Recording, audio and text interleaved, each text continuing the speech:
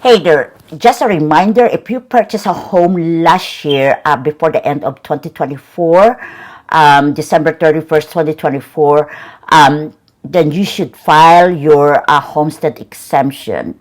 If if you're in Texas, you live in Texas, you bought a house in Texas, and that house is your primary residence, the homestead exemption can lower your property taxes big time. So the way to do it is, if you bought a house in Dallas County, for example, Dallas County, all you have to do is go to DCAD, Dallas County Appraisal District, and go. And once the website is open, just go to directly to appraisal department, and from the appraisal department, look for homestead exemption. You need to complete the form with your property address, and there are other information that they're gonna ask you, and probably they will ask you some legal documents as well.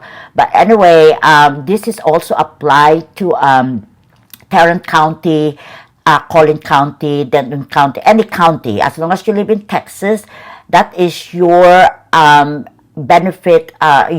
Purchasing a home is having that homestead exemption as long it is your primary residence, not a rental, not an investment, not a vacation home.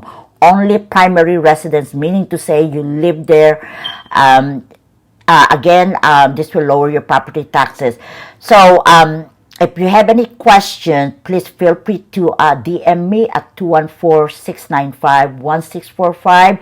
And please do not let anybody file that homestead exemption for you, because they will charge you.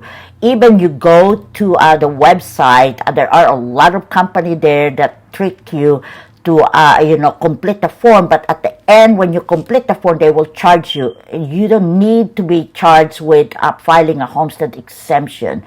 So please feel free to call me 214-695-1645 or email zen@zenmago.com. Thank you so much, and I'll talk to you soon for the next step of real estate market here.